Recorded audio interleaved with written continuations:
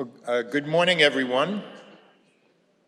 It seems that people will be drifting in, which is fine.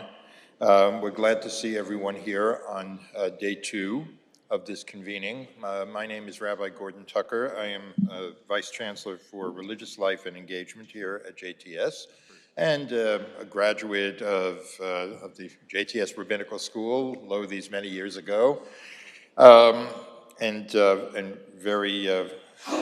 feeling very privileged to be back here working at the alma mater.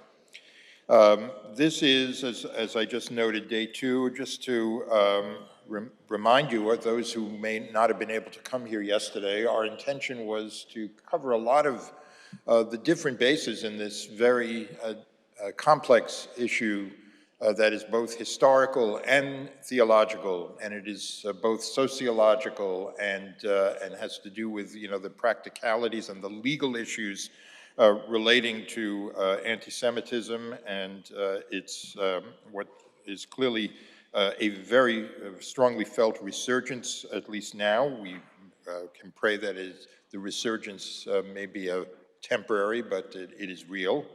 And so yesterday we had some rich discussions and real teaching of a historical nature, of theological nature. We had a wonderful interfaith panel, and the religious roots of anti-Semitism, and both a philosophical and a legal treatment of the issues of anti-Semitism and free speech last evening. We also had a little theological break during the day yesterday where there was some discussion about what blessing you may have to recite when there's an eclipse of the sun. So we provided all sorts of entertainments here, but we are shifting a little bit today as my colleague, Dr. Tamara Newman, will tell you in just a moment, to focus a good deal more on the people who are really on the front lines, professors, university chaplains, students. And for that, I will invite up Dr. Tamara Newman, our Director of Convenings, who really is responsible directly for all the successes that we have seen so far and all the manifold details that she has managed, and we are grateful for. So, Dr. Newman.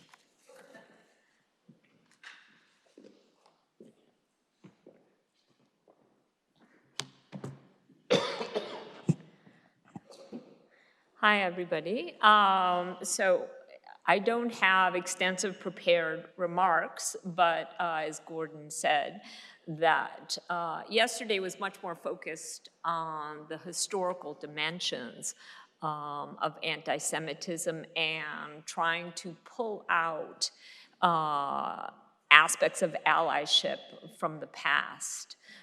Whereas today we're much more focused on contemporary issues in the American context.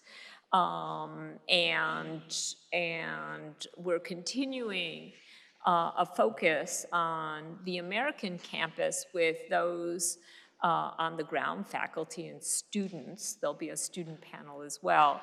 And we're hoping to feature both some personal experiences and the conceptual dimensions that come out of those personal experiences. We have also 2 other, as you can see in your program, Ted Deutsch will be here, Pamela Nadell will be here as well later in the afternoon. And we end with artistic representations of anti-Semitism and allyship, one from a Yiddish theatrical production and the other from a poetic reading. So the idea there was to end on a more hopeful note and to look at all the possibilities that inhere in the humanities itself. I'd like to also, of course, give credit again to Chancellor Shuli Schwartz for having a major hand in putting this together, Vice Chancellor Rabbi Gordon Tucker, and also institutional advancement and communications, Rabbi Joel Seltzer and Beth Meir-Vitz, and community engagement, Rabbi Julia Andelman and Tom Cageton, and also our Chief of Staff, Ariel Halpern. And with that, I think we'll begin our first panel. Thank you. I'll say, I got it. So good morning and welcome. Thank you for joining us for a conversation on a topic that has garnered a lot of national attention recently, but is a live and present topic for many of us in this room: campus climates and anti-Semitism. My name is Amy Kalmanofsky. I'm the Dean of List College, JTS's undergraduate program that partners with Columbia University and Barnard College, as well as the Dean of the Keck's Graduate School, and I will be moderating this morning's conversation. The past 185 days have been shocking and confusing for us American Jews. As we began to grieve and process the horrors of October 7th, many of us with friends and family in Israel, our attention turned quickly and dramatically to anti-Semitism in our local communities, particularly on our college campuses. Some of you, perhaps a bit older, wiser, and even more cynical than myself, saw this one coming, but I certainly did not. Innocently and ignorantly, I expected the first campus protest, this is true, to be overwhelmed by Israel's supporters. I simply did not understand what was happening and what was unfolding. I'm still confused, although a little less shocked, and I am grateful to the participants of this conference and of this panel for helping us all to better understand what's happening. So in a few moments, I'm going to introduce our panelists, but first I want to provide a sense of the format for the session. So after my introductions, each one of our panelists will describe and reflect upon their experiences on their respective campuses, after which I will ask questions that I hope will generate conversation among our panelists before we take questions from the audience. So I hope we will have time to do that, and there will be no cards that will be collected that you can submit. So our panelists, in no particular order: Marat Grinberg graduated from the joint program between the Jewish Theological Seminary of America and Columbia University in New York City in 1999, and received his PhD in comparative literature from the University of Chicago in 2006. A scholar of Jewish and Russian literature and culture, and of cinema. He is a professor of Russian and Humanities at Reed College in Portland, Oregon, and the chair of comparative literature program. Yonah Hain is the campus rabbi of Columbia University, where he oversees the educational, religious, and interfaith initiatives of Columbia Barnard Hillel's robust pluralistic Jewish community. Yonah is a Talmudist who has taught extensively in America and Israel for 2 decades, and this semester he is proud to be completing his coursework, that's a great thing, towards a doctorate here at JTS in the Rabbinic Literature and Culture Department. Shaul Kelner is an associate professor of Jewish Studies and Sociology at Vanderbilt University and past director of Vanderbilt's Jewish Studies program. He specializes in the sociology of American Jews. Professor Kelner has been a fellow of the Hebrew University of Jerusalem's Institute for Advanced Studies and the University of Michigan's Frankel Institute for Advanced Judaic Studies, as well as a visiting scholar in Tel Aviv University's Department of Sociology and Anthropology. He received his PhD in 2002 from the City University of New York, which he attended as a Wexner Graduate Fellow. So with that, I think we'll just, Marat, if you would like to go first, and then we'll just go around.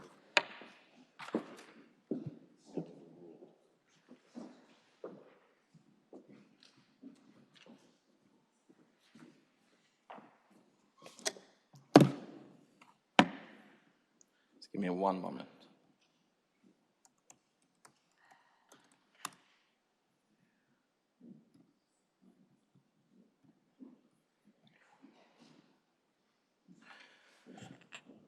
Can everybody hear me? First of all, I want to say how wonderful it is to be back at JTS, where I spent 4 years in the joint program. And when Chancellor Schwartz was the dean of this college and my professor of American Jewish history, and David Fishman was my professor of modern Jewish history, and now a wonderful colleague in the field of East European Jewish studies. So it's really great to be back, and there are not a lot of experiences sort of in my life that I look back and I think positively about them, or like really positively about them. And this is really one of them. Both JTS and Columbia, but especially JTS. This was really a formative experience for me. So yeah, it's really wonderful to be back. I wish the occasion, the topic of the conference was different, but here we are. So I'm gonna talk about what's been going on my campus, Reed College, since October 7th, but also more broadly, and see how it compares to the other campuses, and help us to understand how we can deal with it. So those of you who know or don't know, so Reed College is a very prominent liberal arts college in the Pacific Northwest, which is famous for its really cerebral and studious students. The campus has always been politically to the left, or I would say even far left, but at the same time, it's also been an apolitical campus. In other words, the idea of the life of the mind is something that dominates. That began to change since 2016 or so, when our course in the Humanities, which is the only required course at Reed that all freshmen take at the same time, and it's taught by a team of professors. I was in that course for many years. So there were protests against that course in 2016, and the course consisted of Greece, Rome, Hebrew Bible, and the protesters, who were Reed students, accused it of white supremacy, racism. And so what they would do, the protesters, they would stand with these banners during lectures in the lecture hall. And I was lecturing in that course, and I was the only professor who asked the protesters not to do that during the lecture. I said, please listen to the lecture, which was on ancient Greek poetry, the most racist topic you can imagine. And so I said, listen to the lecture, and then go back to your classes, what we call conferences, and debate. That's what Reed education is all about. They did not like that idea.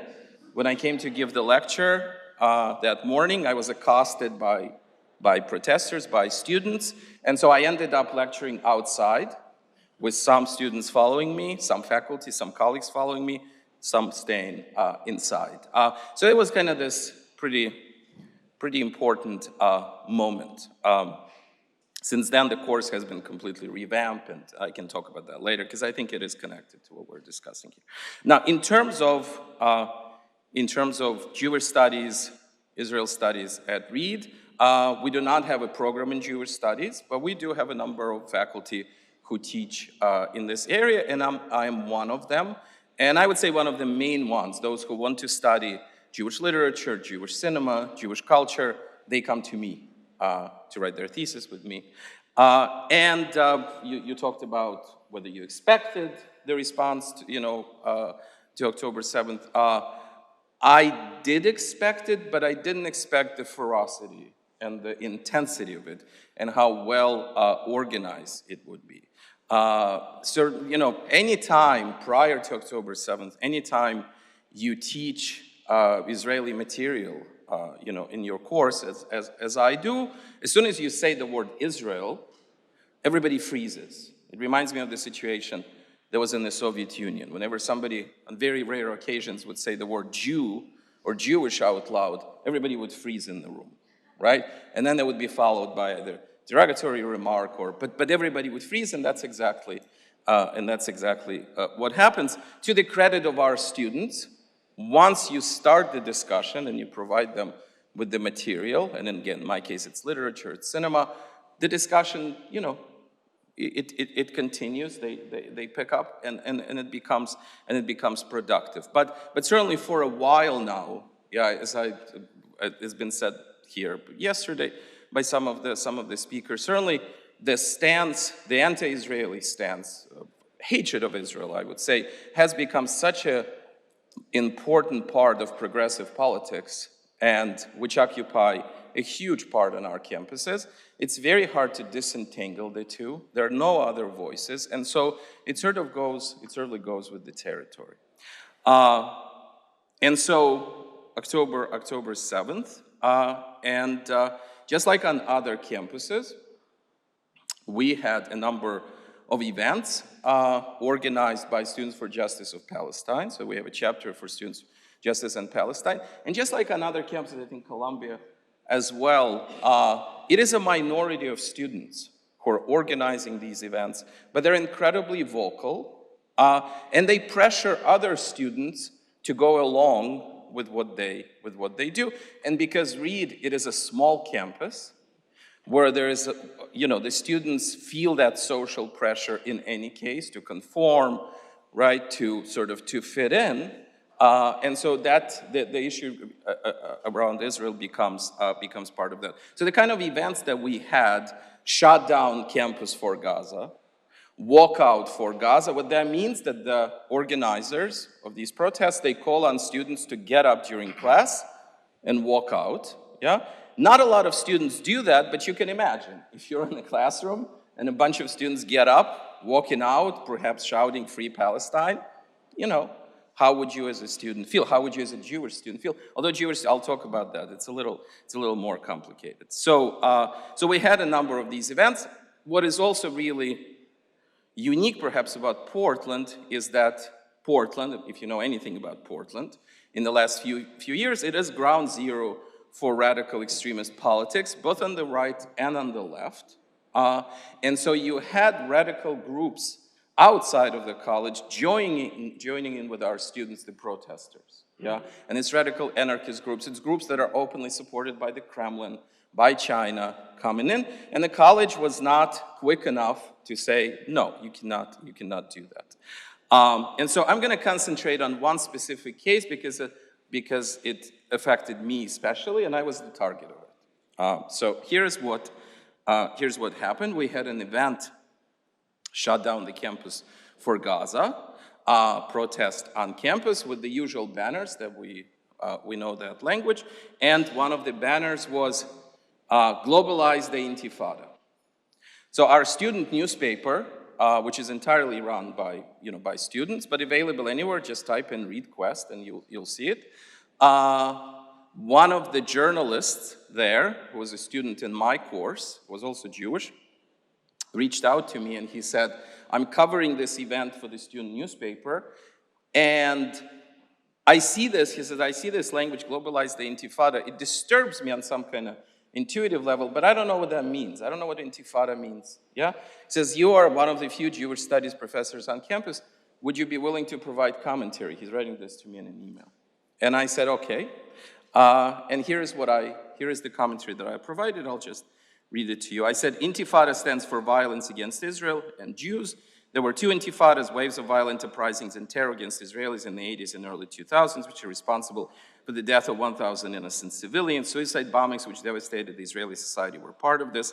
The whole point of the peace process between Israel and Palestinians, which started in the 1990s and led to the establishment of Palestinian Authority in the West Bank, is that Palestinians would renounce violence and stop terror. So by saying there is only one solution, Intifada revolution, and mobilize the Intifada, these protesters condone and legitimize the unspeakable terror Hamas inflicted on the Israeli civilians and call for perpetual violence against them.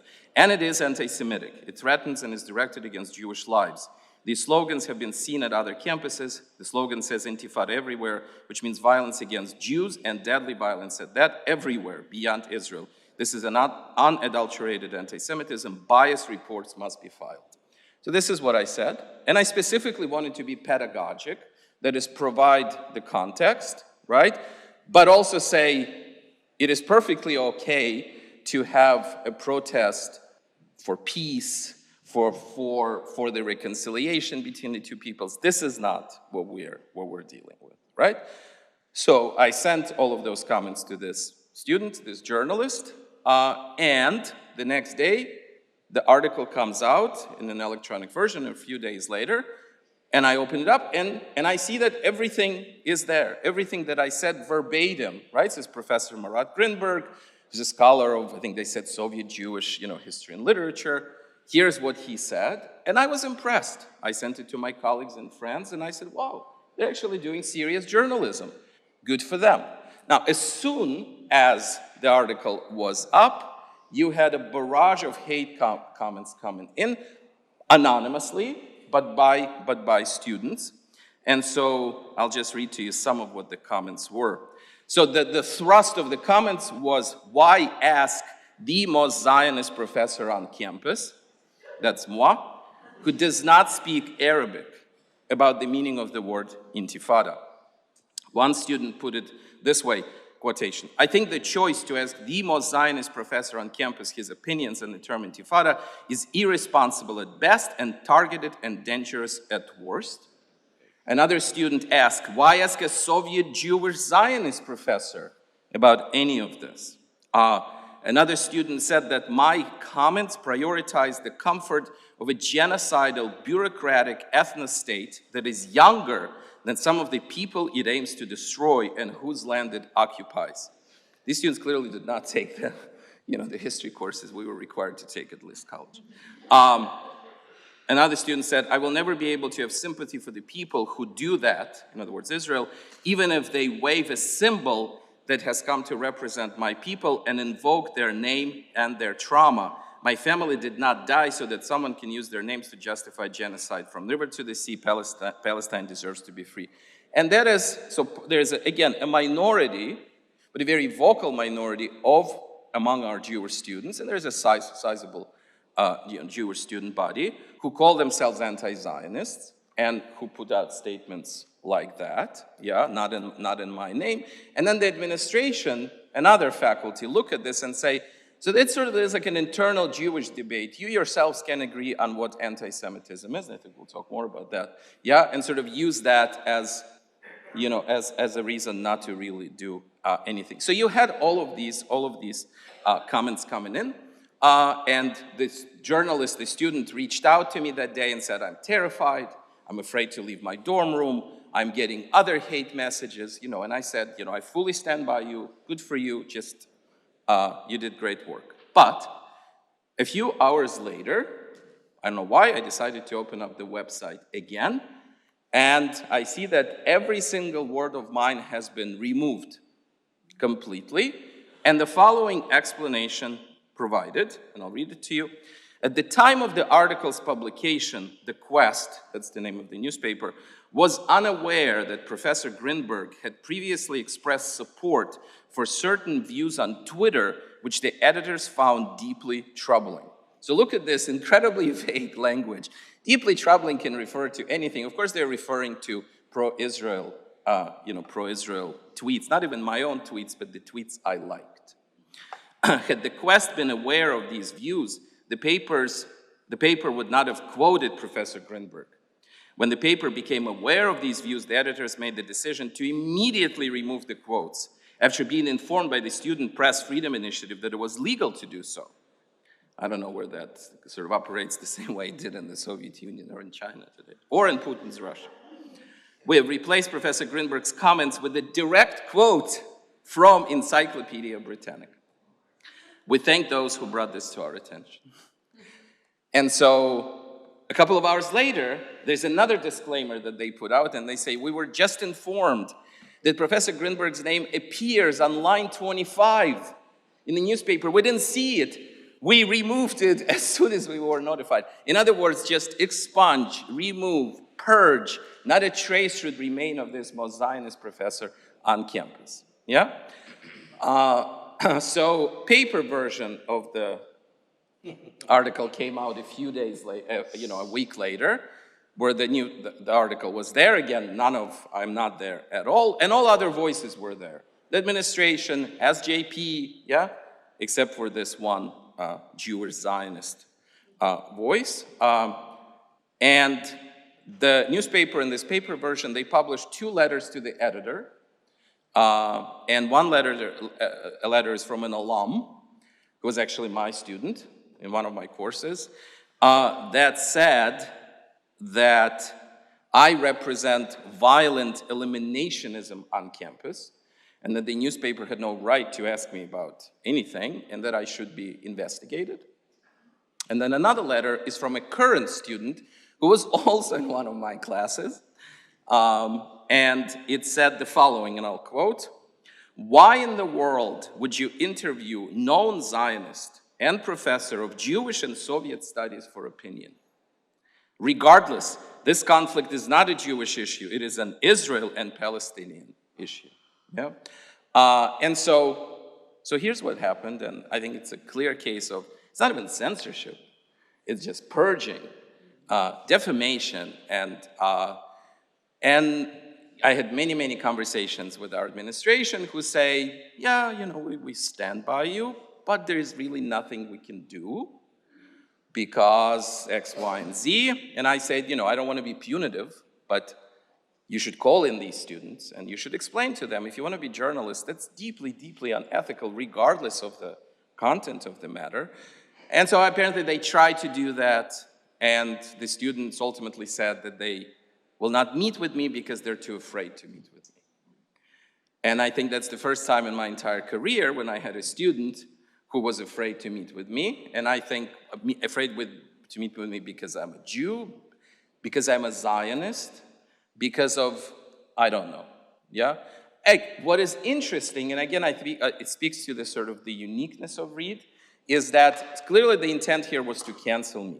That did not happen. My classes in that semester went on as usual, and they were not specifically on, on Jewish topics. I taught a course on Soviet science fiction, but I spent good 20, 25 minutes speaking in class right after October 7th, just speaking about it. And I said, it's not about politics, but it's about staring horror in the face. I said, as a scholar of genocide, Holocaust literature and film, you look at the parallels and they're stunning. And they were listening, they were quietly listening, and at least some of them, I think took that in. So the classes went on as usual. This semester, my classes are full. I don't see the difference in the classroom. Yeah, although it's also interesting, you teach, those of you who know, for instance, great novel by Mikhail Bulgakov, Master and Margarita, one of the masterpieces of 20th century Russian literature, where half of the novel takes place in Jerusalem. And it's a story, retelling of the story of Christ. And so we're reading this, right, and discussing, Yerushalayim and all of that, and then they look out the window and they see posters, Free Palestine. And so I wonder cognitively how that works for them. Since then, the situation on campus generally has sort of improved. I mean, I guess you don't see as many posters, but fundamentally it has not. And I think that's what I'd be interested in talking about and hearing from other members of the panel, because fundamentally nothing, it hasn't changed.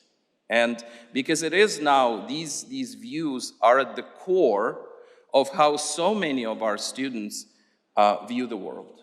Yeah, and how to fix that is a fundamental question, I think, facing American Jews today. Yeah, so I think I'll stop here. Yeah.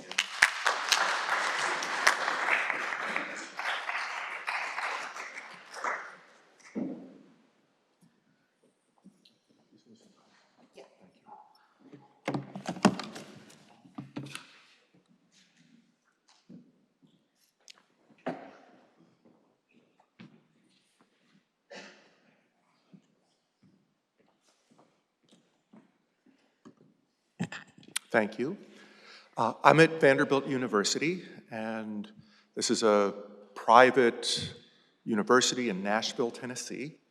In the year 2001, there was an article in the Wall Street Journal that was front page about Vanderbilt trying to attract Jewish students.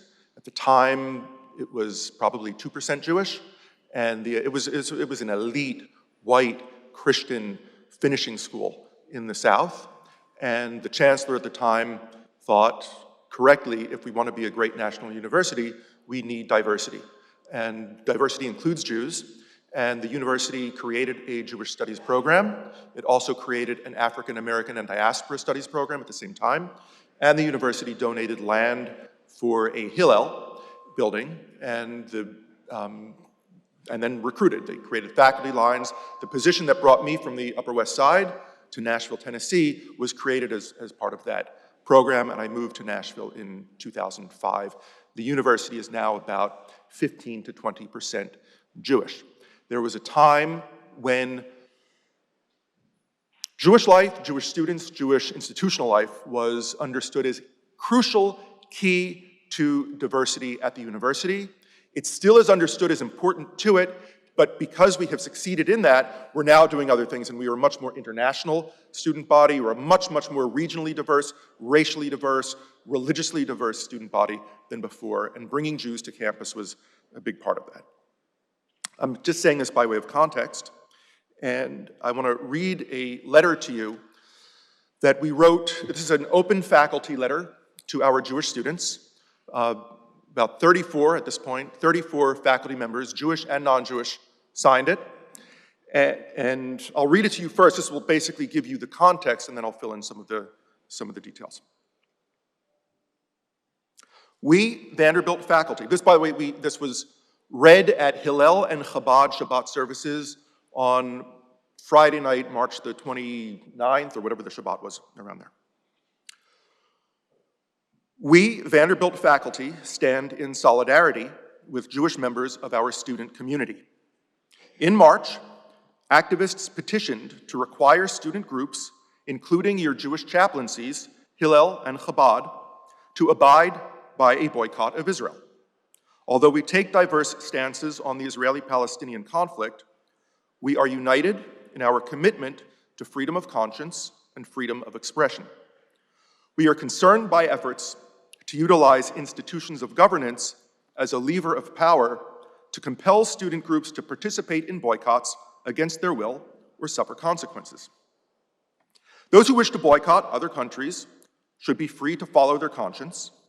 We are troubled, however, at the notion of a student body that is 80 to 85% non-Jewish, voting to force Jewish student organizations to participate in a boycott of Israel in order to be allowed to utilize student activity fee funding. No one should be forced to forswear their own identity just to belong. It is offensive that people would make an exception for Jews. We appreciate why so many Jewish students feel that, referendum or no, the petition alone, to call for this referendum, the petition alone is degrading. When it feels like your classmates are making your identities the subject of a vote, we can understand how the protesters' slogan, "Let us vote," might ring hollow, as if democratic language is being used to advance illiberal ends. We are sorry that you are being made to endure this. You deserve to be treated with the same dignity as everyone else. On paper, the proposed boycott policy applies equally to all student groups. In practice, its burdens would not be distributed evenly. They would hit Vanderbilt's Jewish chaplaincies hardest. These are inequities. Although the call to boycott is presented as being about Gaza and being directed at Israel, this Vanderbilt student government amendment is local.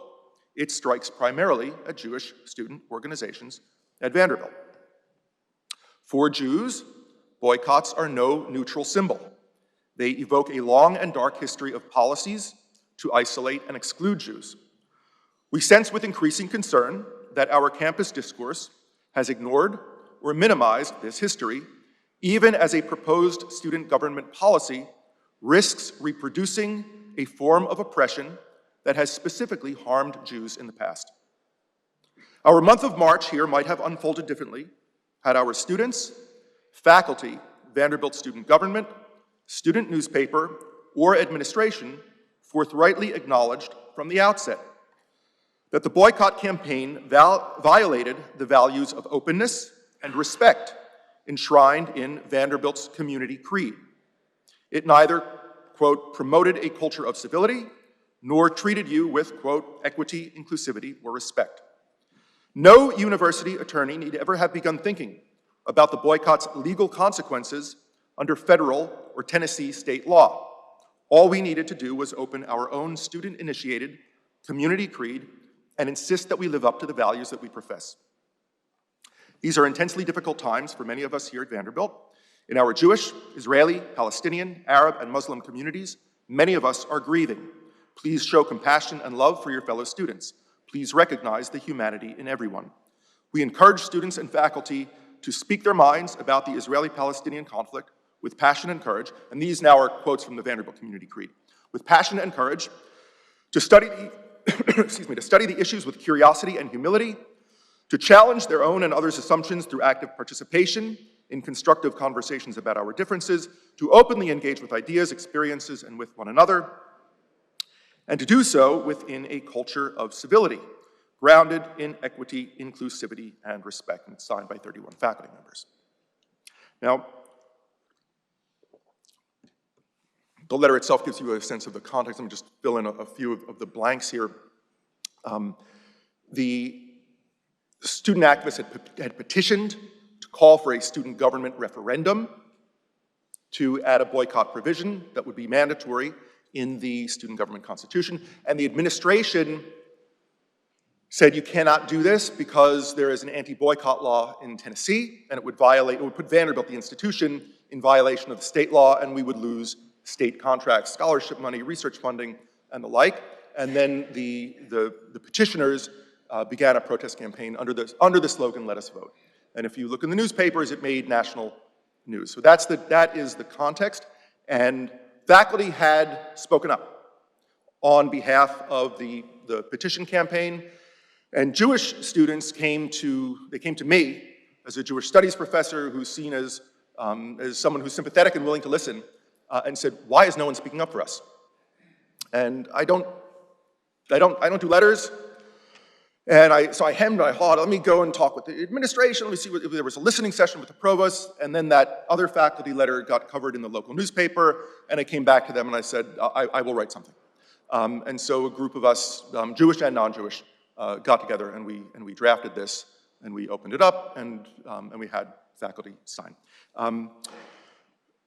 I and some of my colleagues have been bombarded with love mail for this, but some of my colleagues who did not sign for a variety of reasons have gotten hate mail for it. Why are you not signing this? Now, some people were on leave and didn't even know that this was existing, and they're getting hate mail. Some people, for very good reasons, we don't sign letters, or we're embedded in a lot of different relationships on campus with other faculty, with other students, and in order for us to do our work as educators, we have to think about how do we relate to our students. In my case, as a Jewish studies professor who vis-a-vis the undergraduates is viewed as my office is a safe space, I could not write the letter. I had to do that to maintain my relationship and credibility with a good number of my students. Now, I will say, on the other hand, as a sociology professor teaching in a graduate program, it's really not that many Jews in this graduate program, that was a different story. And I knew that writing this letter will also put at risk other relationships that are important to me and that I also have an ethical and professional responsibility to. And I did work to navigate that as well on a personal basis. But these are extremely difficult situations. And here, what we put out as a call for civility, people from off the campus used it to begin attacking, and that's part of it. It's not helpful. It's wrong, but it also is not helpful to what we were trying to do at Vanderbilt. So you're hearing from different institutions, and institutional context really, really matters. I have no idea if a letter like this would have been possible, or how it would have been received. Vanderbilt has a culture where this was possible to do, and even though, and we can maintain relationships with faculty and with other students in spite of this. The Hillel director at Vanderbilt will describe the situation when he's asked as, all right, Vanderbilt is better than most places, but it is the worst that it has ever been, and they're both true at the same time, and I think that is correct. And one of the reasons I think that it's better than most places is that we have an administration that was very clear from the outset. Part of it was we were looking at what was happening at other campuses and looking at responses there and saying, Vanderbilt back in the day was known as the Harvard of the South. We don't want to be the Harvard of the South. And that was, and we have had, going back several years, a very clear position of institutional neutrality from the administration, which means that faculty and students are free to take what positions they want without fear of pressure from the chancellor's office or the like. Now that position itself is controversial among students and faculty who would like to, there are some who think that's great, and there are others who would say, we want the university administration to be weighing in on issues of our day, be it gun control or abortion or lots of different foreign policy things, you name it. So it's an issue that on campus itself is, it causes debate and conversation, but it also created a situation in which faculty could speak up on behalf of Jewish students. So among the stories that I would tell you about what I'm hearing from Jewish students are not going to be different from what you're hearing in other places. A lot of harassment that is invisible to faculty because it's happening on social media. A lot of reluctance among students to report because they do not trust that the mechanisms that we have in place for reporting and addressing issues of bias will be applied to Jews. And we don't have the empirical evidence. This is student fears as to what's going to happen. And when they're coming to me, I'm saying, listen, document and report. If the university does not do anything, then you have other means of recourse. But if you're not reporting, you know, what can you do? But students are saying, listen, I don't want to affect my grade. I don't want, people will know that it's me and it's going to affect social relationships. So what we have is a situation of closeting of Jewishness and fear of social exclusion, and Jewish students are talking amongst themselves and are talking to a few faculty members who they think are sympathetic. Now, how are we on time?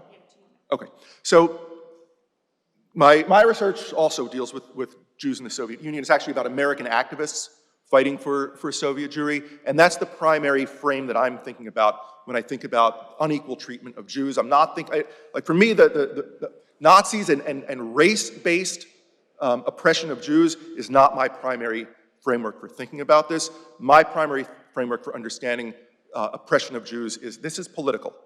And it's always been political in different contexts. So when religion and politics were intertwined and Christianity was politically empowered in the Middle Ages, Jews were not just the wrong religion, but they went against the political order.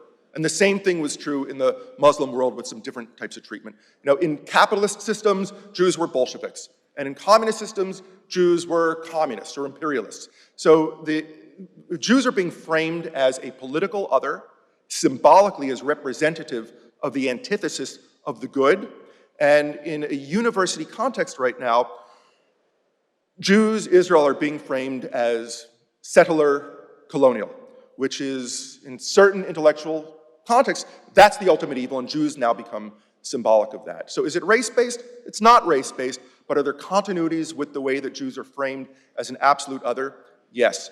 We had some neo-Nazis who marched downtown in Nashville a few weeks ago, and in some ways, you know, no one was happy about it, but it was easy because everyone would say, oh, those Nazis, they're bad. Everyone can agree.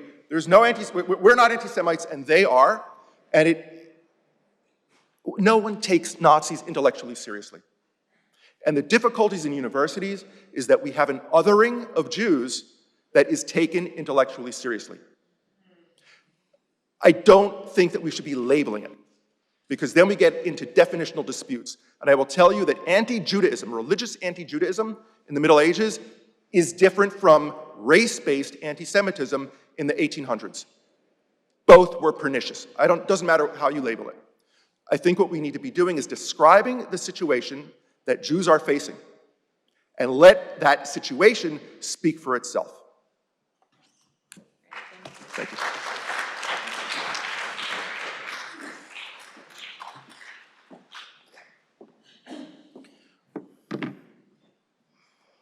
Morning, everyone. I'm Yonah, the campus rabbi here at Columbia and Barnard. Before I begin, I really have to thank the Chancellor, Rabbi Tucker, Dr. Newman, and Dean Kalmanofsky for having me today. There's also one other person that's really important for me to mention, longtime supporter and real partner in our work at Columbia Barnard Hillel. Stephanie Katz-Rothman is here, so I appreciate you being here.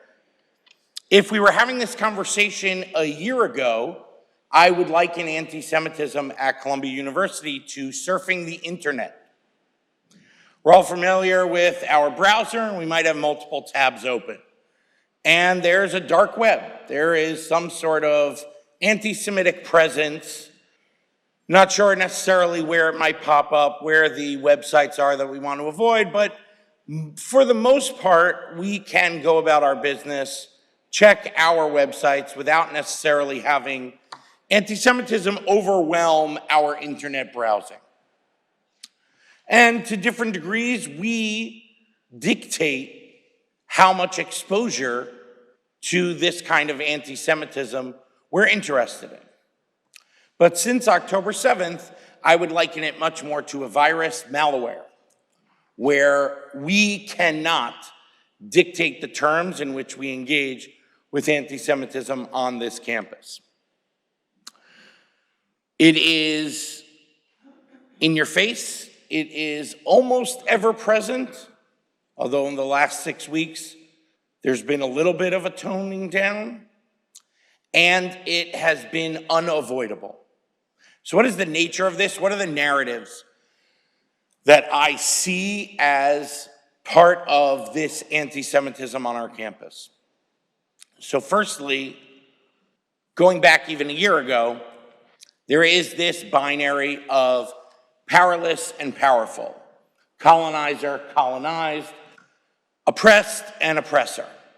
And Jews are seen erasing much of the diversity and racial and ethnic uniqueness that exists within our broad community. Jews are seen as, on our campus, white, powerful, colonial, settler oppressors. And what that means is that Jewish vulnerability is at best hard to process, but in reality is just ignored entirely. Right? So and I say our campus because that's where we are. We are affiliates of Columbia here, and the buildings surround us north, south, east, and west. So there is the Earl Hall Religious Center on campus, 117th Street and Broadway, the gates. That's where religious life is housed on campus. But we also have the Craft Center for Student Jewish Life.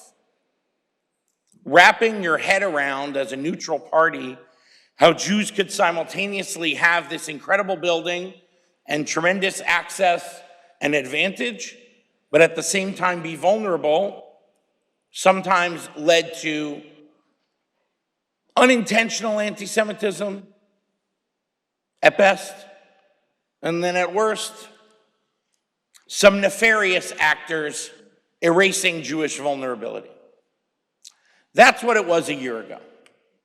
Since October 7th, that Jewish vulnerability issue has been coupled with what you've properly described, professors, a deep-seated anti-Israel and anti-Zionism. To explain what exactly that means, internally within Jewish communities, you see many differences with regards to how Israel should retaliate post-October 7th. Should there be a ceasefire? What should the retaliation have been? What is proportionality? These are all conversations that are harrowing and difficult. On my campus, all of that was irrelevant. Israel was to blame for October 7th. The deep-seated anti-Zionism allows for resistance by any means necessary. That Israel is a white settler colonial imperialist project, so much so that that means that every civilian is a viable target. It means that globalize the Intifada can be chanted.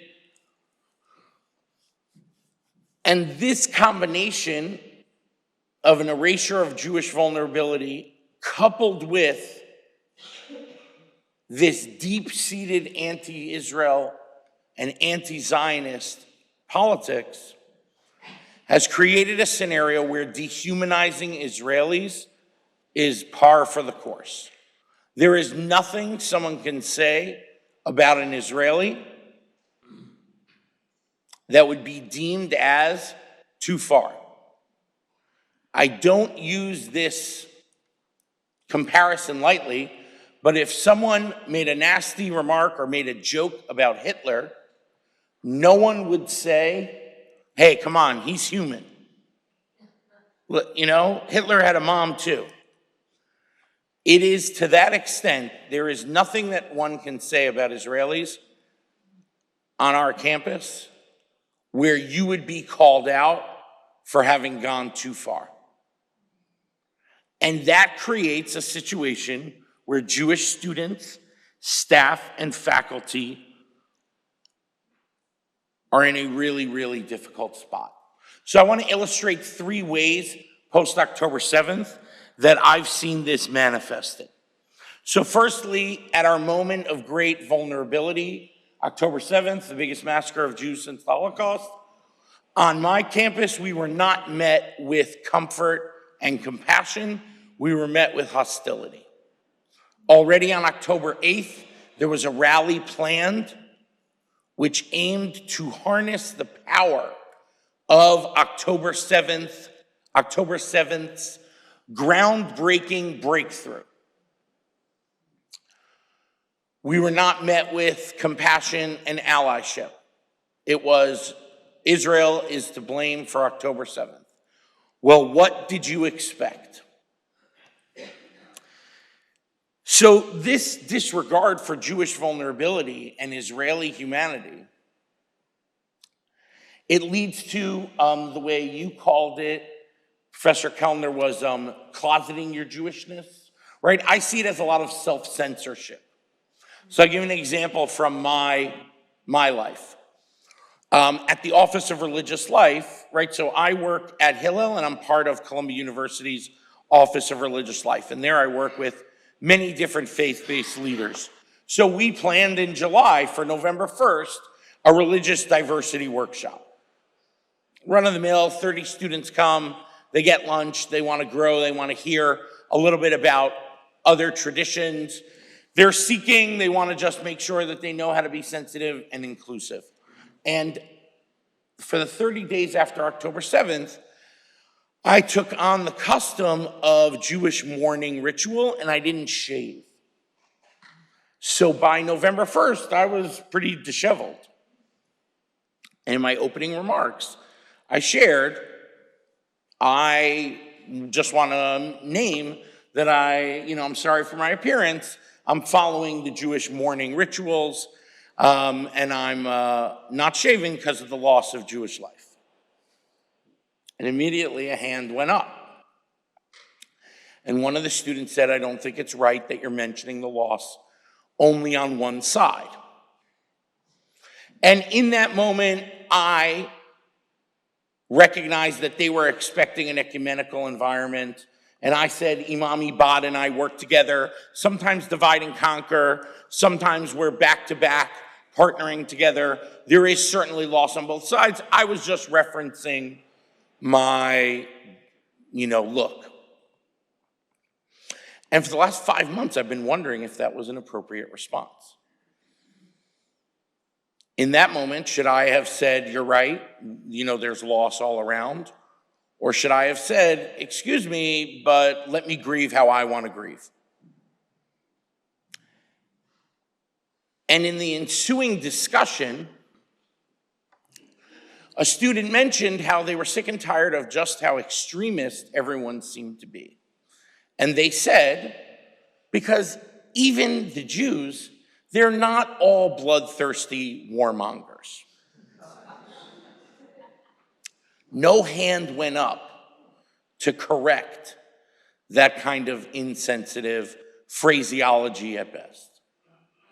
There is a default where Jewish vulnerability coupled with the political assumptions of the campus, where Jews self-censor, Jews are not able to be appreciated in their full selves, they are dehumanized. They don't get to have the kind of vulnerability. Secondly, I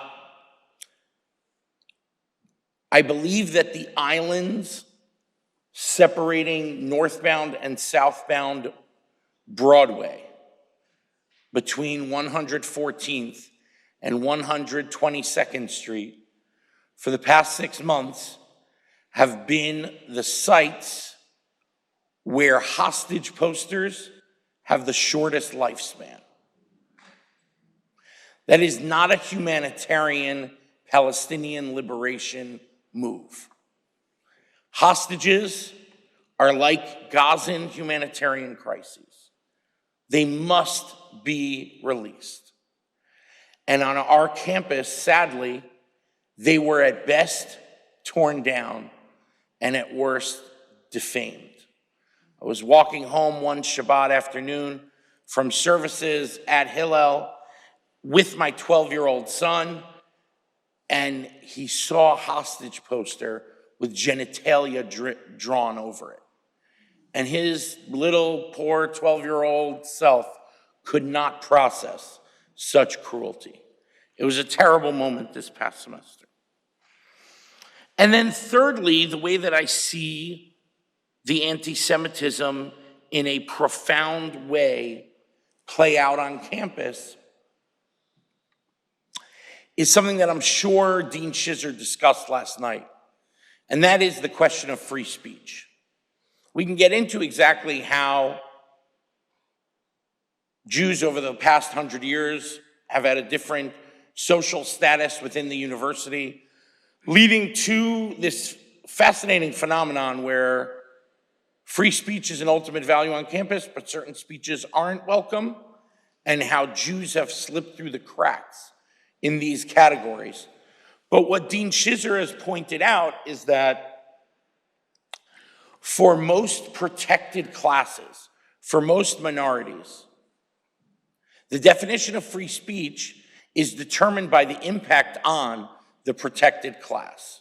So if I were to get up here and say, hey, I'm just a Southern boy, this is the way we use our language, they're just words, say, well, your words have impact, and the protected class sees the impact and history of this language and says it's out of bounds, it's not protected.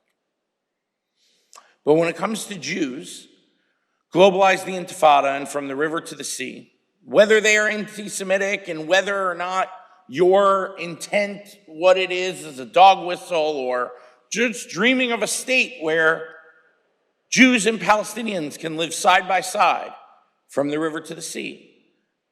Jews do not get to dictate the impact of these statements, do not determine whether they are protected or free speech. It's a double standard. It's something that universities and I think the courts are going to have to figure out.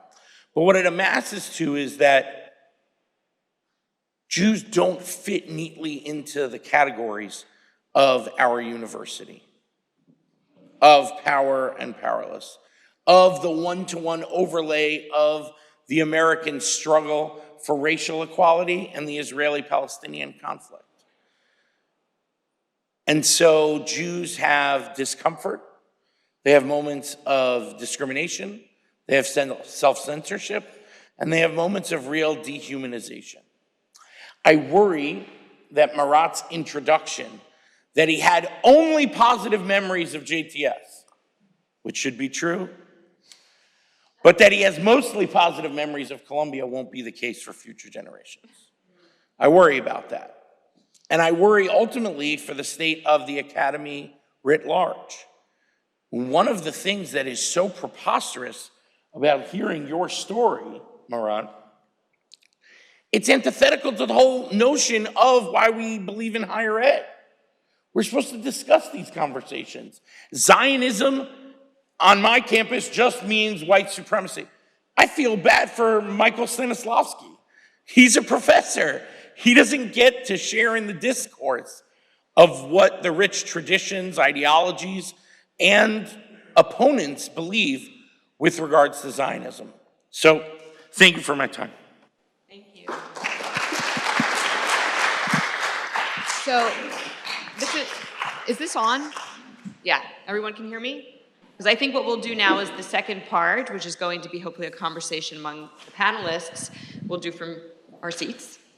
And then we want to open it up for opportunity for taking questions from you all. So I think there should be no cards, and I assume somebody is collecting them, so hopefully that will happen, and give them up to me. So thank you all. I actually deeply appreciate the honesty of your words, your testimony, and more importantly, the passion of commitment. It's amazing. So I'm going to begin with what I think is something you have all touched on, and I think in some ways is the heart of the matter. But before I do that, I'm going to actually throw a question out to you that wasn't planned. Very simple. I'm just curious to know, and obviously you don't have a crystal ball. I always say to my students, we have no idea what's happening next. But in the last 6 months, have you all at all been afraid for your physical safety or the physical safety of your students? Right? I'm very just sort of curious about that. Marat. Can you hear me? Yeah. Yes. Okay. Yeah. I mean, after, what happened, all of this happened that I talked about, yes, I was apprehensive about coming to campus and what to expect, and even got a little pepper spray. Yeah, nothing happened. Now in terms of students, there were violent incidents. So one incident, during the walkout for Gaza event, which was taking place right in front of our main building, and I teach in that building, and it was happening during my class, right outside the window, and the class started, and I get an email from a student in the class, a Jewish student, and he says, I can't get into the building, they're blocking doors, and I'm terrified. And so I can't come to class, right? And there were other incidents in the dorms that were, posed physical threat to the students. So yeah. I know of one instance where a student had been receiving anonymous threats. Not anonymous threats. Had been harassed online, but the harassers were anonymous. She did not know who they were, but it was clear that they knew who the student was, and the student slept out of their dorm for a number of nights out of fear for their own safety. I have not had concern for my physical safety, but I will say in November, I was on a mission to Israel that was led by Jeff Fag, who's right over there. And I felt more comfortable there than going into a work environment where I was nervous every morning coming in. What am I going to see today? I'm an adult, I can deal with that, but my students should not have to deal with that type of a thing. By and large, the students and I have felt physically safe, but there have been a few incidents. And there have been moments where we did not, and that we felt pretty unsure of what was going to happen. Thank you. All right. So you all have touched on this question already, but hopefully now we can do it a little bit more directly. At each of your campuses, is there a meaningful distinction between anti-Zionism and anti-Semitism? And how do students and faculty grapple with this divide? I'm actually really curious to hear specifically you address sort of the tensions within the faculty, which I think we're very student-focused, as we should be, but I think it's interesting to think how the faculty is also managing this moment. So. I think that the definitional questions are part of the problem, because we're trying to attach labels, and then instead of actually talking about what is actually happening to real people, we're deciding, is A equal to B? Does this fit that category? And we divert the conversation.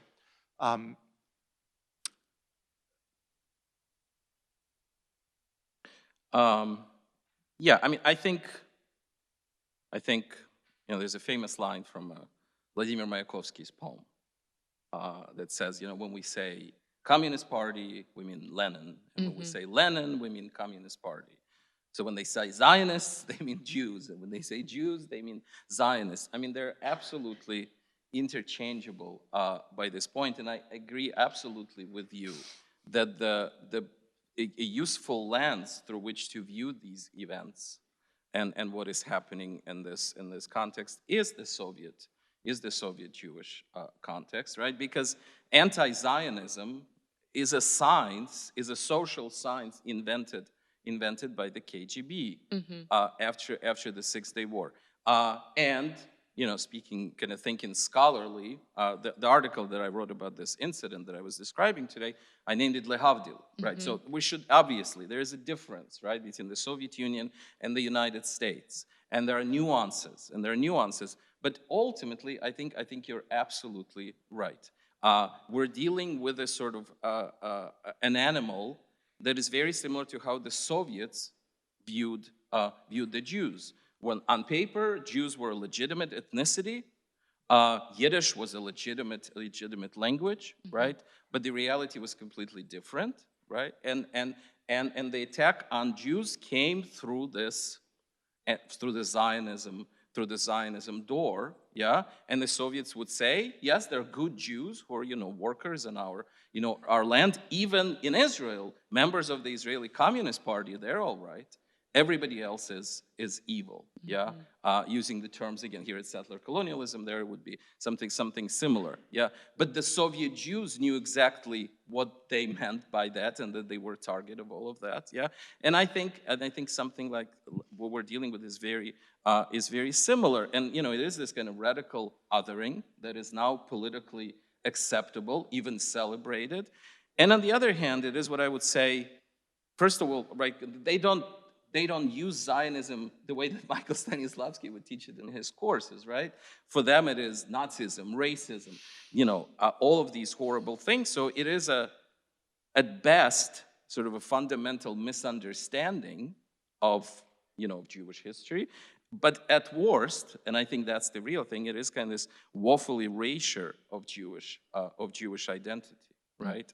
And speaking of students, so there is this divide among students on our campuses and other campuses, right? Where there is this minority who are saying, not in my name. Israel has nothing to do with Jews and Judaism because that's just a religion. Everything else is this horrible thing that was, invented. And for the faculty, I'll just give this short, another episode that happened to me a few years ago.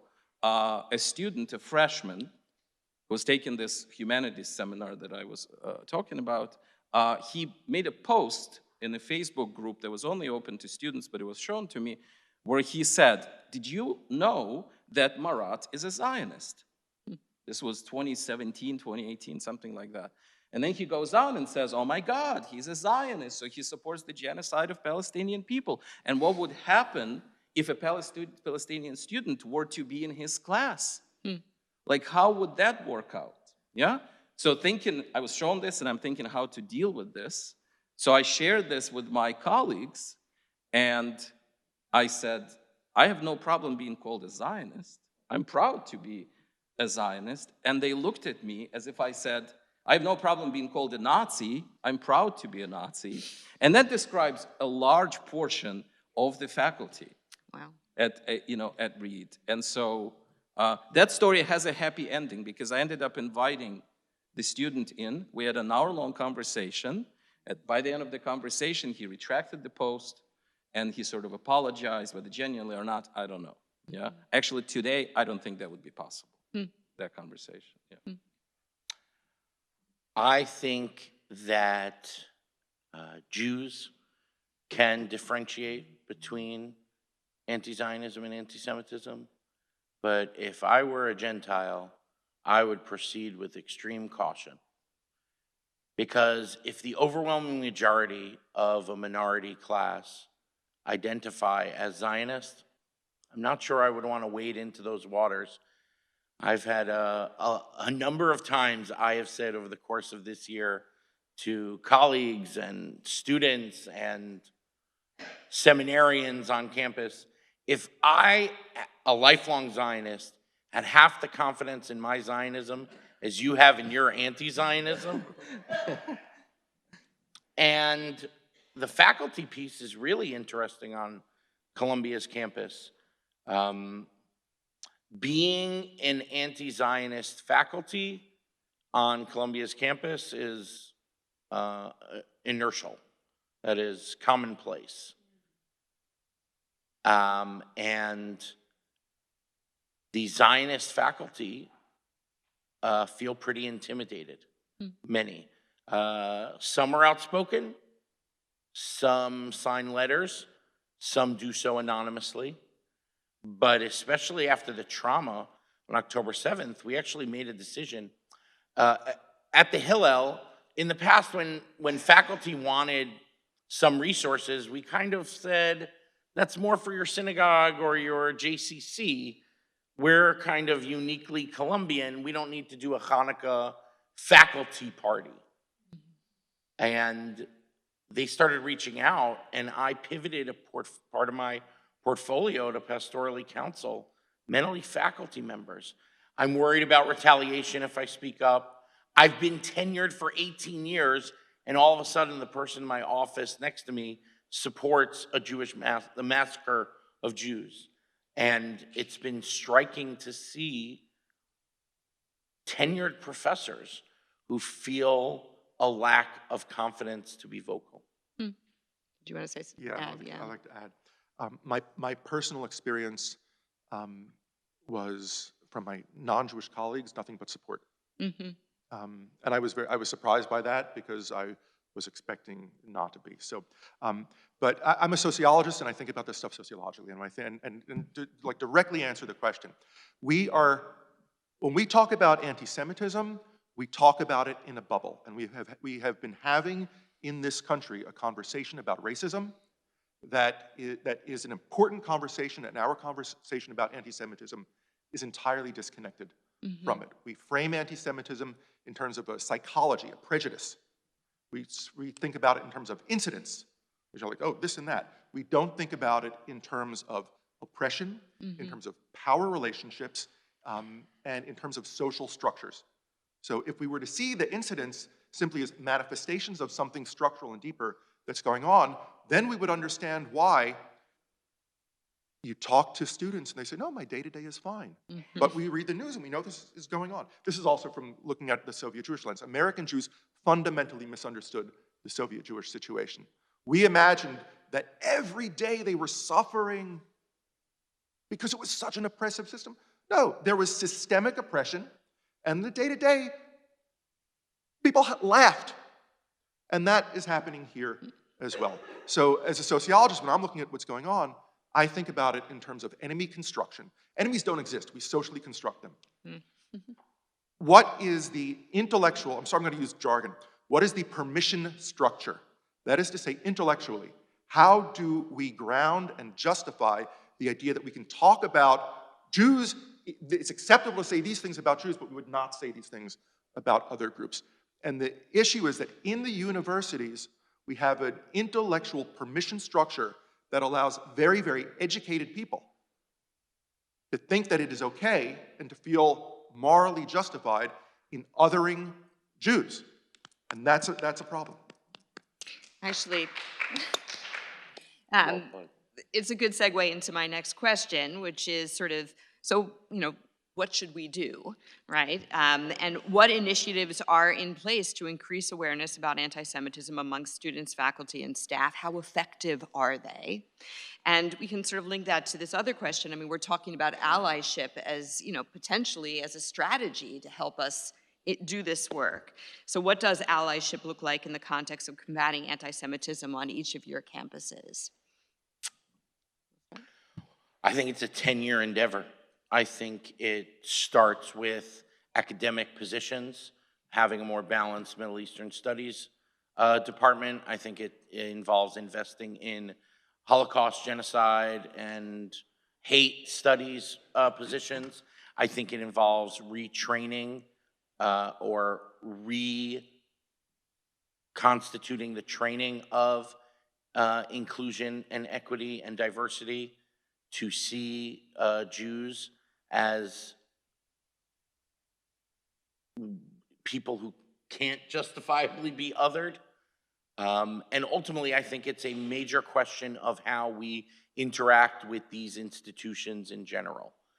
My career has been predicated upon the assumption that you could be fully Jewish and fully Colombian. And whatever those mean, take it how you want it to mean. And I think it's an inflection point for American Jews at these institutions. Maybe we need to be a little bit more transactional with our relationship at these institutions.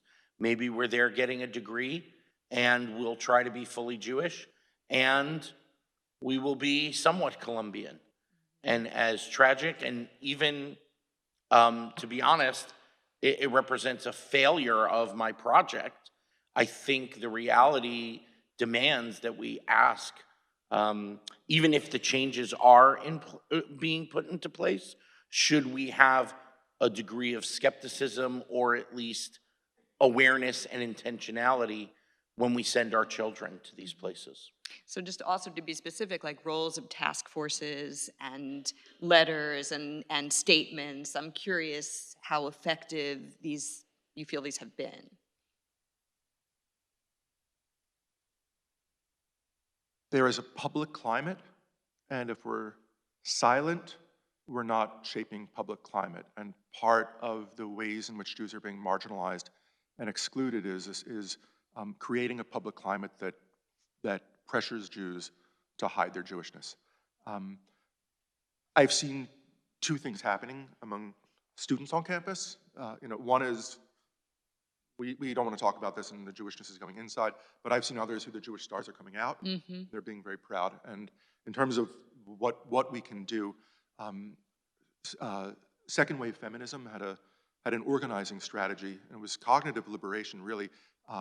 They were consciousness raising groups where women would get together and they would talk about their own personal experiences, and they would discover, oh my God, the thing is happening to me. This is not just a personal issue.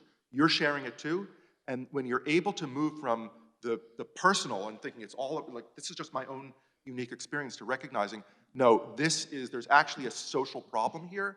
It enables communities to name the oppression that they're facing and to organize, to stand up and to fight it. Yeah, I am not optimistic, I have to say, because as you said, I think the problem is structural, and it is so deep-seated especially on these elite campuses. There is also, I think, a fundamental problem is absolute political uniformity. Yeah. Only one opinion is considered acceptable and legitimate, and everything else, not even just conservative viewpoints, but anything that even veers a little bit. And speaking to colleagues, especially recently, there are so many who are closeted, in opposition, even mild opposition to what is happening, but they're afraid to speak, and they're tenured professors. And so what I tell my students is that I think trying to re-educate the wider public at this point is impossible. I think to some extent the battle at this point has been lost. And that's very unfortunate, and that speaks to, I think, the failures on perhaps all of our parts. But, and I think that it's similar to what you said, and what I tell my students is bond together. You will be a minority. Yeah, we have a Jewish student union on campus, which is riveted because there is this fraction of anti-Zionist students who want to take over and do not allow for really any serious conversation to take place. So I told my students, Start a new group. Call yourselves Readies for Zionism. Call yourself whatever you want. You'll be a minority, but be vocal about who you are. Clearly, do not be afraid, and do what you do. And I think that's where it has to be now, kind of preserving that remnant, both on campuses, but also in the wider community. And in the wider community, I think it is important to recognize where the allies are politically, and to not be afraid to step over certain boundaries. But on campuses, I think it is about that remnant, at least for a while. I'm going to get the questions now from Rabbi Tucker, but I'm curious. I mean, we've talked a lot. We've used the word elite college campuses, and we're all part of the elite college campuses. So I'm curious if you think how much of that is a factor. And I'm also curious, we're in the middle of admission season. I think we're all curious what's going to happen and you know, what our numbers are going to look like. So I'm curious if you, fellow cynical pessimist, you know, do you feel that we will see fewer Jews on elite college campuses? And I'm also curious if you think the conversation is different off of elite college campuses and how that actually has muddied the waters a bit. I mean, yeah. I think the conversation is vastly different, campus to campus, but also depending on, you know, which athletic conference you play in, let's say. They're very different. I speak to my colleagues elsewhere, and it's a different picture painted. I do not think we're going to see a dip in Jews applying to these universities. American Jews are pretty entrenched. These institutions are seen still as a gateway towards certain socioeconomic status. And I think that's part of this whole picture. Classism and a huge part. And I don't see it stopping. I spoke a number of months ago to the head of school of one of the largest day schools in the tri-state area, and that was early decision period, and that head of school told me not a single parent had pulled a single application. I have nothing to add. Yeah, I think so too. I mean, yeah, again, I think it really depends on campus, right? And I'm thinking one campus that I know well is Portland State University, you know, which is vastly different from Reed and has a large Jewish studies program. And it's also been very, very bad. You know, even though the student body is so different. And whether we'll see a dip, I don't know. Quite a few of our students, Jewish students, have decided to transfer out of Reed. And when they come to me, and you know, I say it's bad everywhere. And then I recommended the joint program to a couple of students, and one of them decided to transfer. Met with her yesterday. No, it's actually astonishing because my go-to conversation with students on Friday nights at Shabbat dinner is, one, why are you still here? And two, would you tell your sibling who's applying to come? And there's a difference between those two. Still here because of the incredible support they have Jewishly. This is my life. My Jewish life is still flourishing at Columbia Barnard. It's robust. Would I tell my sister to come? Then you get a little bit of hesitancy. Most students say, yeah, it's great here. Where else are you gonna go? But I've had a number of conversations with parents with that exact split. I have a daughter who's a junior in Barnard. Next one is now at Kivunim. Should she go? Should she come here? And it's an interesting calculation for these parents to make. I mean, this is just anecdotally, but I do exit interviews with our seniors, and I've started to ask them, you know, has this experience made you hate your Columbia experience? And they actually say no. So, I mean, I think it's an interesting, you know, response from them. I also think, I mean, it's interesting to think about how what's going on now is actually going to increase enrollment in Jewish high schools, which actually could send, you know, have an impact too in terms of admissions going forward. So it's, you know, it's sort of a moving target, I would say. I do have something to add. Yeah. So at Vanderbilt, we had issues a few years ago with a football coach who had tweeted in support of what Kanye had said about Jews and the like. And when the administration was figuring out how to respond, so the students come to me, like as a Jewish studies professor who's out about like being proud and Jewish, you get these calls. I said, a statement, no, a symposium, no. We need kosher dining. Yeah. You want to think about what is a systemic, structural solution to making a space welcoming for Jews? Let them eat. So give them food that they can eat, because That's right. And we're doing it. Yeah, great. Okay. Okay, so we've gotten some wonderful questions from the people assembled here. The first one is a very predictable one, and I'm not sure, given what we've heard, that you're going to have much to add to this, but I think it does need to be asked.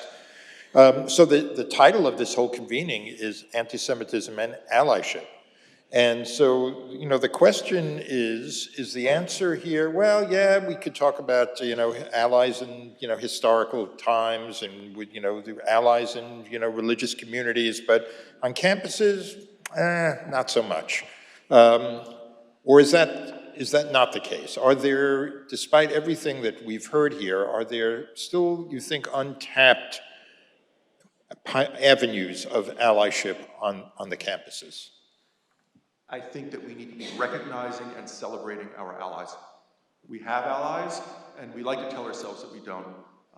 And I have a colleague, a particular colleague in mind, and I've been talking with the Hillel and the Chabad, saying, this is our ally of the year, we need to recognize him.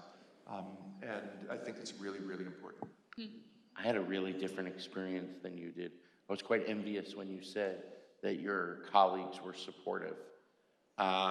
It's been a lonely experience, one in which I felt a lot of abandonment and even betrayal.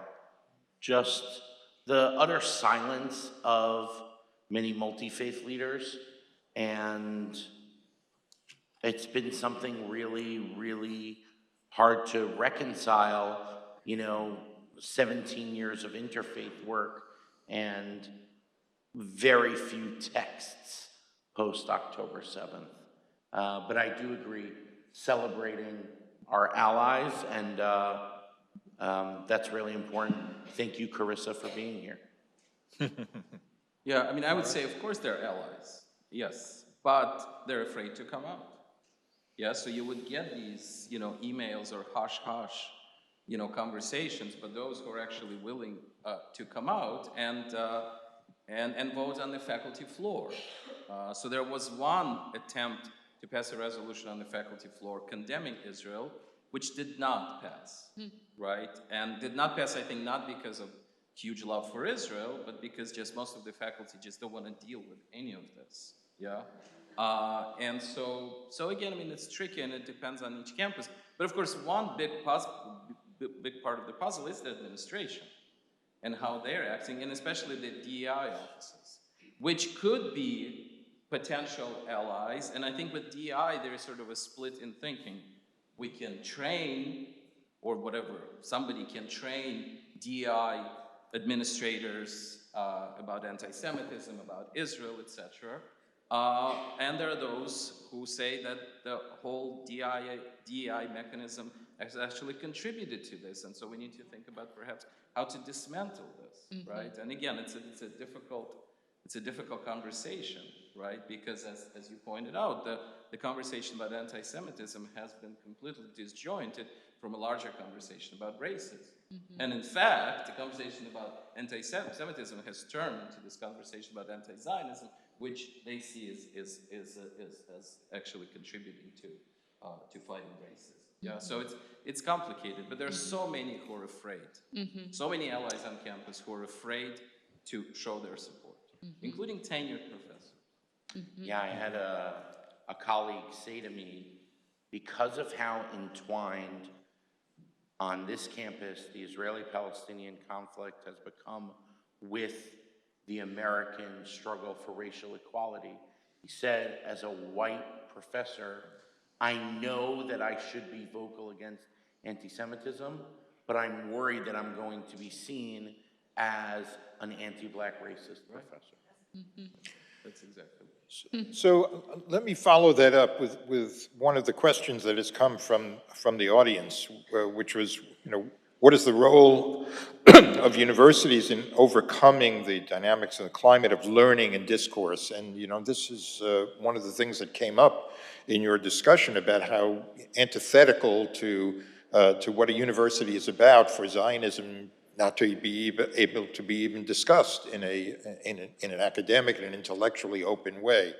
Is that a way, perhaps, of activating some of these quiet allies? That, in other words, that they don't have to be out there necessarily, in front, talking about Jews and Israel and Zionism, but talking about what the university is about, and that Zionism, like everything else, has to be studied like everything else? Is that a way to open it up? My sense is that a number of the non-Jewish allies who signed on to the letter expressing solidarity with Jewish students signed on because they are committed to liberal discourse, not for any particular stance on Israel or Palestine, but a real fundamental belief that the university has to maintain a commitment to openness and dialogue and discussion. And I think it's on those grounds. This is, Marat had said it. Political homogeneity in any context it's not a recipe for intellectual growth or vibrancy, and anything that we can do really to foster civil, liberal exchange of ideas is going to be helpful. It's going to find allies, because I think most professors are committed to that. Yeah, go ahead. It's interesting, most of our activist scholars are pretty comfortable with the one-sidedness. And I wish I saw more people saying, I'm no Zionist, but I'm really uncomfortable with this homogeneity. Mm-hmm. Yeah, I think Reed is actually a good case study of how the school that always praised and valued life of the mind, right, and kind of this Socratic method of teaching, has now become a school that I would say prizes activism above that. Not on paper, but in reality, the line between activism and the life of learning has been blurred, right? And again, we can talk about getting back to the roots and to that idea, but let's recognize the reality, and that it's just, I wouldn't say insurmountable, but incredibly, incredibly difficult. That's why for me now, it is what happens in the classroom. Right. I can still teach the courses that I design and want to teach, and I can still say, what I want to say in the classroom. And I hope that will continue. Although that's a precarious ground. I mean, I would just want to say one thing too, because we haven't really talked about this directly, but it's also the role of social media and how it's changed discourse. And that's, I think that's a huge factor in all of this. So there's a question about action in other venues, in particular Title VI. Professor Schizzer spoke last night about the role that Title VI has played in various cases. There have been Title VI lawsuits investigating anti-Semitism at different institutions. One here recently at Sarah Lawrence College in Westchester. The question is, do you think that those kinds of actions will lead to any kind of systemic change? And I do want to say, as just a courtesy, but more than a courtesy, a useful courtesy, Rabbi Eric Grinberg, who is here, who wants everyone to be aware, make sure that everyone's aware of the Louis Brandeis Center in DC, who take complaints about this and file federal lawsuits, and you can see him if you want to talk about that. But the question is, do you see that as a possibility of some systemic change? I think it's to be determined. I think we're all waiting to find out. I think some legal scholars have shared with me that they think the anti-Israeli sentiment might be actually easier to generate change than the anti-Semitism. To be honest, Columbia University should not be waiting for Title VI issues. Columbia University had an actual, I would say, epidemic of sexual assault issues on campus. And so they said, if we have a problem, we should be the center of the solution. and invested in researchers, both from an academic and a programmatic standpoint. And that's exactly what we should be doing with regards to anti-Semitism. There is an epidemic of anti-Semitism on campuses. Columbia University should be one of the sites of the solutions. Title VI, I hope so, but why farm out responsibility to the courts when we have a moral conscience as well? Universities are such large, complex systems, and the ability for change to come from the top, it's very, very easy for, at lower committee levels to frustrate the change. I don't know how systemic change happens. I think one of the reasons that we're in the situation is several generations of faculty hiring cycles, and that's not something that gets fixed either inside or outside or the like. So it's connected with graduate training, hiring, and it's no secret, that there's a crisis of higher ed and job positions, tenure-line positions in humanities and social sciences in the first place. So it is a really, really difficult nut to crack. Yeah, I agree completely. Yeah, it's a problem that's been piling up over generations. And Title VI, I think it's a mechanism that should be used, but it's not how we fix the problem fundamentally. I guess it was Dr. Kalmanofsky who, at the beginning, said you're surprised at how organized things were. Well, that was said here. So the question that has come from the congregation here, so to speak, is those who are congregated here, is how much of a role do you think foreign governments or foreign players have played in funding, organizing? I mean, the fact that things were organized already by October 8th or October 9th is kind of amazing, right? What kind of conversations are happening on campus, or investigations that you're aware of into that possibility? I mean, I would say, first of all, I think we need to recognize we're dealing with an ideology, right? I mean, Students for Justice in Palestine, incredibly well organized, incredibly well funded.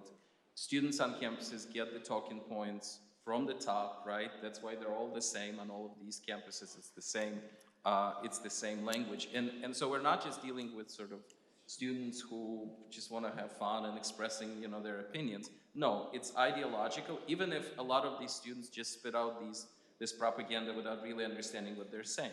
Yeah, but it is ideological language. And as I said, in the case of Portland, because the student protesters were joined by these outside groups that are funded by Russia, that are funded by China, and see anti-Zionism as part of this global struggle. So, of course, right? We can also look at foreign donors, and that has been investigated with Qatar and all of that. So that's sort of a different story. But I think the key here is that we are dealing with an ideology, and that's why combating it is so difficult when it's so entrenched. Last thing. The Columbia president's going to be testifying in Congress shortly. What do you expect will come from that?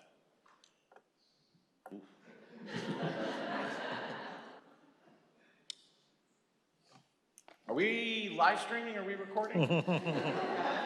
We are? Yeah. I would say... The question was not what you hope will come. The question is what do you imagine? Well, I'll tell you, their office has been very confident, dating back to when the other three presidents testified that had President Shafiq been around, she had a legitimate schedule conflict where she was out of the country. She would have handled things differently. President Shafiq, anyone who's met her, I know she's met with the chancellor a number of times, is a remarkably warm individual. I think that she has an excellent read on people. She would have made an excellent community rabbi, like visiting the sick and Shiva calls. Seriously, I've paid a Shiva call with her. She was extraordinary. I I think it's going to be interesting because she's also going with trustees of the university. I send her my support. I think it's unfair, some of the criticism that's come her way, and yet at the end of the day, when the buck stops with you and Jews on campus feel as cruddy as we've felt, that is on her shoulders. I don't know what to expect. I'm certainly no expert in congressional circus shows, hearings. And so whatever it is, I hope it leads to change and for a better society and a better place for Jews within it. I should note that you will have an opportunity to hear from some of our List College students in the afternoon today, one of whom actually did give some testimony at a House roundtable. So, Thank please. you. So I'll just close by thanking our panelists.